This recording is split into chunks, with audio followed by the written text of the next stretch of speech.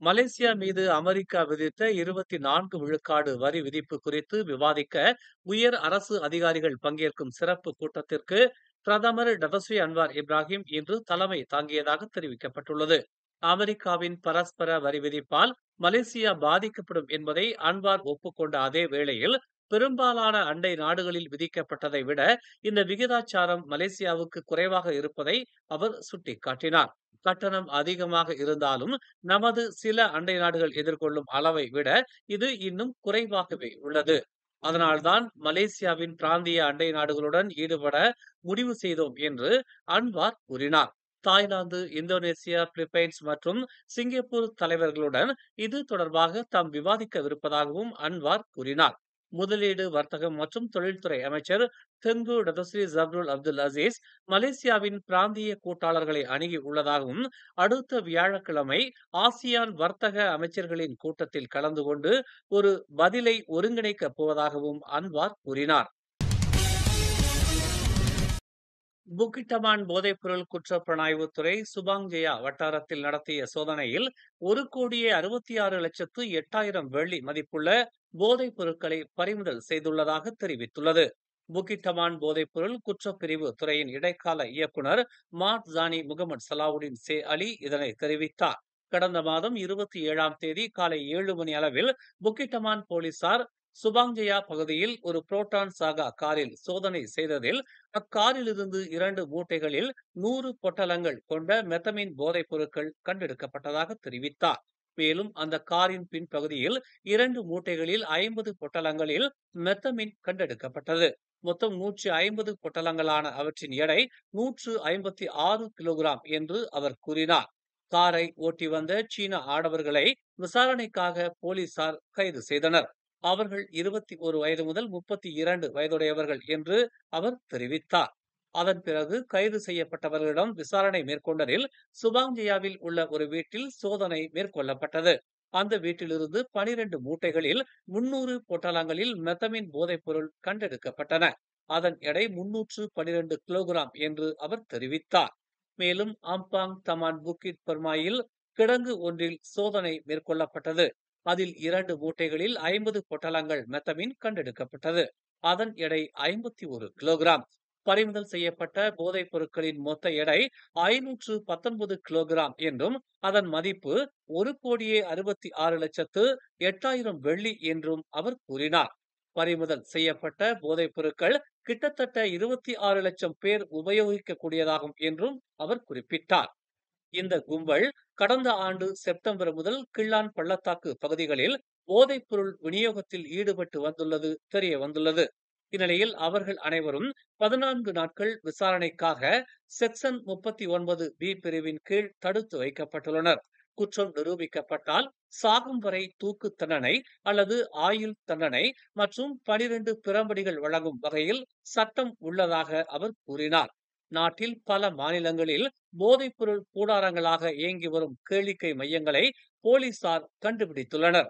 எந்த நேரத்திலும் நடவடிக்கை எடுக்கப்படும் என்றும் அவர் எச்சரித்துள்ளார். நகைச்சுவை நடிகராக இருந்து அரசியல்வாதியாக மாறிய சுலைமான் இப்ராஹிம் PKR கட்சியில் சேர அமானாவை விட்டு வெளியேறி உள்ளார். சிக் அமானாவின் முன்னாள் தலைவரான சுலைமான் இது பினாங்கில் பக்கத்தன் ஹரப்பானை வலுப்படுத்த உதவும் என்று தெரிவித்துள்ளார். அமானா தலைமையுடன் மாநில அல்லது தேசிய மட்டத்தில் தனக்கு எந்த பிரச்சனையும் இல்லை என்றும், சிறிது காலமாக கடாவிலிருந்து பினாங்கிற்கு இடம்பெயர்ந்து வருவதால் PKRக்கு மாறுவது முற்றிலும் மூலோபயமானது என்றும் அவர் தெரிவித்துள்ளார். சுலைமான் பக்கத்தன் ஹரப்பானுக்கு தாம் விசுவாசமாக இருப்பதாகவும், அதே கூட்டணிக்குள் கட்சிகளை மாற்றுவதில் எந்த பிரச்சனையும் இல்லை என்றும் தெரிவித்துள்ளார். தாம் இப்போது இந்த நாடாளுமன்ற தொகுதியில் வாக்காளராக பதிவு செய்துள்ளதால் தாசே குலுப்பூரில் PKRஐ வலுப்படுத்த உதவ விரும்புவதாக அவர் FMT ஊடகத்திடம் தெரிவித்துள்ளார்.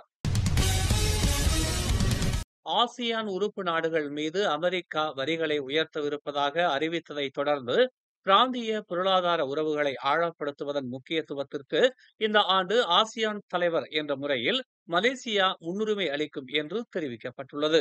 அதேபோல் அமெரிக்காவிற்கு இறக்குமதி செய்யப்படும் பொருட்களுக்கான பழி வாங்கும் வரிகளை குறைப்பதற்கான பேச்சுவார்த்தைகளில் வாஷிங்டனை ஈடுபடுத்த அவர்களை வழிநடத்தும் என்றும் தென்கிழக்கு ஆசிய குழுமம் அமெரிக்க நிறுவனங்கள் மூலம் கட்டணங்களை குறைக்கும் என்றும் இரண்டாம் நிதி அமைச்சர் டாக்டர் அமீர் ஹம்சா அசீசான் தெரிவித்துள்ளார்.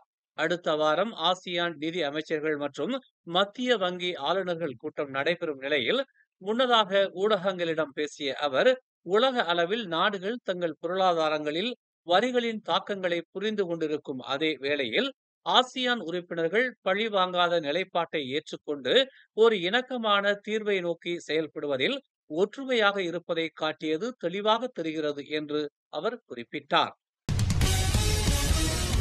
பிரதமர் டத்தோஸ்ரீ அன்வார் இப்ராஹிம் இன்று புத்ராஜயாவில் உள்ள அவரது அலுவலகத்தில் பொருளாதார விவகாரங்களுக்கான இந்தோனேசிய ஒருங்கிணைப்பு அமைச்சர் ஏர்லங்கா ஹார்டாடோவை சந்தித்தார். மலேசியா மற்றும் இந்தோனேசியா இடையேயான இருதரப்பு ஒத்துழைப்பை மேம்படுத்துவது குறித்து விவாதிக்க இந்த சந்திப்பு நடைபெற்றதாக அன்வார் தமது முகநூல் பதிவில் தெரிவித்துள்ளார். இரு நாடுகளுக்கும் இடையிலான நெருங்கிய நட்பை தாங்கள் முழுமையாக பயன்படுத்திக் கொள்கிறோம் என்றும், குறிப்பாக பல்வேறு தொடர்புடைய துறைகளில் இந்தோனேசியா மற்றும் மலேசியா தொழில் முனைவோரை உள்ளடக்கிய அதிக வர்த்தக நடவடிக்கைகளை வலுப்படுத்துவதில் கவனம் செலுத்துவதாகவும் அவர் குறிப்பிட்டுள்ளார். பிஜிபி எனப்படும் பெட்ரோனாஸ் கேஸ் பெர்ஹாட் நிறுவனம் அதன் செயல்பாடுகளின் அனைத்து மட்டங்களிலும் சர்வதேச தரங்களுக்கு ஏற்ப கடுமையான பாதுகாப்பு நடவடிக்கைகளை எப்போதும் கடைபிடிப்பதாக மீண்டும் உறுதிப்படுத்தியுள்ளது. சமூகங்களின் பாதுகாப்பு, சுற்றுச்சூழல் மற்றும் அதன் சேவைகளின் நம்பகத்தன்மைக்கு நிறுவனம் தொடர்ந்து உறுதி பூண்டுள்ளதாக இன்று ஒரு அறிக்கையில் பெட்ரோனாஸ் குறிப்பிட்டுள்ளது. புத்ரா ஹைட்ஸில் ஏற்பட்ட தீ விபத்து தொடர்பாக பிஜிபி குழு தீயை கட்டுக்குள் கொண்டு வந்து இறுதியாக அணைப்பதற்கு பைப் லைன் ரிமோட் பாதுகாப்பு அமைப்பை செயல்படுத்தியது. சம்பவ பகுதி பாதுகாப்பாக இருப்பதை உறுதி செய்வதற்கு தேவையான அனைத்து நடவடிக்கைகளும் எடுக்கப்பட்டுள்ளன என்று அது கூறியது. எரிவாயு விநியோகத்தில் ஏற்படும் இடையூறுகளை குறைக்க தற்செயல் நடவடிக்கைகளை முன்கூட்டியே செயல்படுத்தி வருவதாக நிறுவனம் தெரிவித்துள்ளது. தடையற்ற எரிசக்தி அணுகலை உறுதி செய்வதில் உறுதியாக இருப்பதால் பாதுகாப்பான முறையில் விநியோகத்தை விரைவாக மீட்டெடுக்கவும் பராமரிக்கவும் அரசு நிறுவனங்கள் மற்றும் தொடர்புடைய அதிகாரிகளுடன் நெருக்கமாக ஒருங்கிணைந்து செயல்படுவதாகவும் பிஜிபி தெரிவித்துள்ளது. புத்ரா ஹைட்ஸில் பாதிக்கப்பட்ட எரிவாயு குழாய் தீபகற்ப எரிவாயு பயன்பாட்டு குழாய் என்றும், இது சர்வதேச தரத்தின்படி பொது பாதுகாப்பில் வலுவான முக்கியத்துவத்துடன் வடிவமைக்கப்பட்டு கட்டப்பட்டது என்றும் பிஜிபி தெரிவித்துள்ளது. புத்ரா ஹைட்ஸில் அண்மையில் ஏற்பட்ட எரிவாயு குழாய் தீ விபத்தில் பாதிக்கப்பட்டவர்களின் சேதமடைந்த டிஜிட்டல் சாதனங்களை மாற்றுவதற்கான கோரிக்கைகளை இலக்கவியல் அமைச்சு மதிப்பாய்வு செய்யும் என்று தெரிவிக்கப்பட்டுள்ளது. புத்ரா ஹைட்ஸில் உள்ள தற்காலிக நிவாரண மையத்திற்கு வருகை புரிந்த அமைச்சர் கோவிந்த் சிங் தியோவிடம் தீ விபத்தில் மடிக்கணினிகள், இணைய உபகரணங்கள் மற்றும் மொபைல் போன்கள் உள்ளிட்ட பல டிஜிட்டல் சாதனங்கள் சேதமடைந்ததாக பாதிக்கப்பட்டவர்கள் தெரிவித்தனர். இதனை அடுத்து அடுத்த 2 அல்லது 3 நாட்களில் அவர்களின் கோரிக்கைகளை மதிப்பாய்வு செய்து அமைச்சரவையில் விவாதிப்போம் என்று அவர் கூறினார். தீயினால் பாதிக்கப்பட்டவர்கள் அந்தந்த நாடாளுமன்ற உறுப்பினர்கள் மற்றும் சட்டமன்ற உறுப்பினர்கள் மூலம் சாதனங்களை மாற்றுவதற்கு விண்ணப்பிக்கலாம் என்றும் அவர் தெரிவித்தார். மேலும் செய்திகளை தெரிந்து கொள்ள தமிழ் மலர் நாளிதழை பாருங்கள். எங்களோடு இணைந்திருக்க மலர் டிவியை பதிவு செய்து கொள்ளுங்கள். உறவுகள் மகிழ்ந்திட விருப்பம் மற்றும் பகிர்வு சேவையை சொடுக்கிடுங்கள்.